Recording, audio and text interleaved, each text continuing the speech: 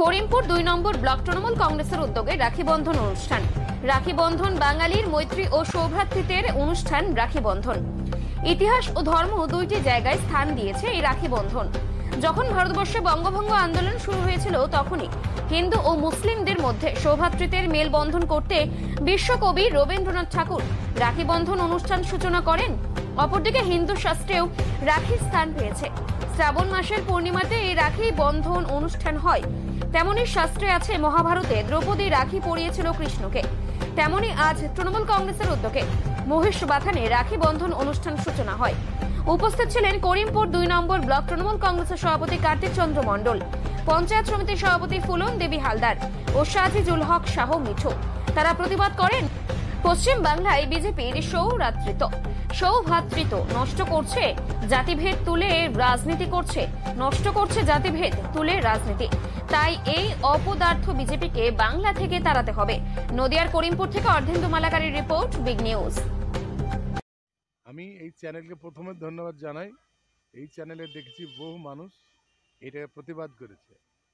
স্বাধীনতা যখন আন্দোলন হয় এই বাংলা মানুষ বাংলা থেকে বেশি স্বাধীনতা করেছিল। আজকে বাংলা ভাষাকে বলছে ভাষাই না, বাংলা ভাষা একটা দেশের ভাষাই না। তো বাংলা ভাষা যদি দেশের ভাষায় না থাকে তাহলে জনগণ মন অধিনায়ক কে রচনা করেছিলেন?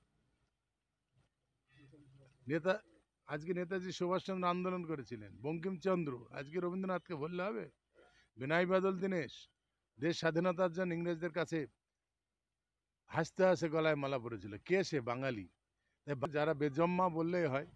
শুভেন্দু অধিকারী থেকে শুরু করে কিছু মানুষ যারা আছে ওই কেন্দ্র সরকারের পাচাটা, তারা বাংলাকে যখন তারা বাংলা ভাষা বলার জন্য অ্যারেস্ট হচ্ছে, এখানকার 10 থেকে 11 জন সাংসদ আছে, 12 জন সাংসদ আছে, তারা কিন্তু কোনো সময় দেখিনি তারা গিয়ে তাদেরকে উদ্ধার করা। পাশাপাশি বাংলার মানুষ মমতা ব্যানার্জির নেতৃত্বে, অভিষেক ব্যানার্জির নেতৃত্বে আমাদের কৃষ্ণনগর লোকসভা কেন্দ্রের তৃণমূল কংগ্রেসের সাংসদ, আমাদের নদিয়া জেলার আমাদের প্রিয় মানুষ মৈত্র মহাশয়া, সে দেখছি একবার বিহারে, একবার উড়িষ্যায়, একবার গুজরাটে, যেখানেই বাঙালিদের পরিযায়ী শ্রমিকদের আটকে রেখেছে উদ্ধার কাজ তিনি করছেন। কই বিজেপিতে সেখানে দেখছে না? শুধু সনাতন ধর্ম বলে ভোট দিলে হবে? আমরা তো সনাতন ধর্ম করি। কাকে শেখাচ্ছে? আজ থেকে 10 বছর আগে জয় শ্রীরাম কোথায় ছিল? তখন তো জয় শ্রীরাম বলে না। এখন কি জয় শ্রীরামের রাজত্ব? এখন আছে গৌর সুন্দরের রাজত্ব। এখন গৌর নিতাই আমরা ডাকবো। তাই মানুষকে ভুল বার্তা দিয়ে হিন্দুদের মধ্যে একটা নৈরাজ্য সৃষ্টি করছে।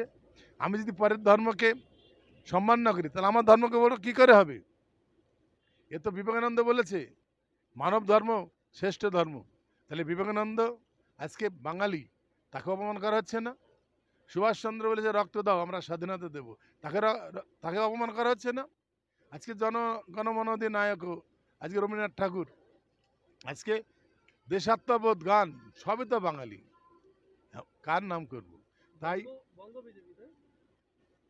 হিন্দুত্ব, এই যে সারা পশ্চিমবাংলা যে হিন্দু মুসলমান যে সৌভ্রাতৃত্ব বোধ একটা ছিল, সেটা কি নষ্ট করার লক্ষ্যে বিজেপি? একদম একদম ওরা চাইছে।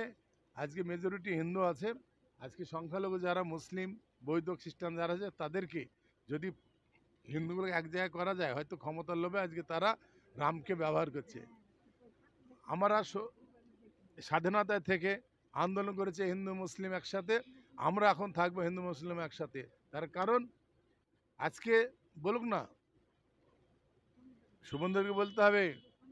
শুভেন্দু অধিকারীর কথা, আন্দোলন প্রথম যখন ভারতবর্ষের স্বাধীনতা আন্দোলন হয় মুসলিম এগিয়ে এসেছিল। তাই আজকে আমাদের কি ঘোষ, আজকে দিলীপ ঘোষ হারাধন ঘোষ হয়ে গেছে। যতবার দিলীপ ঘোষ ভোটে দাঁড়াচ্ছে হারাধন ঘোষ। কার কথা? শুভেন্দুর কথা।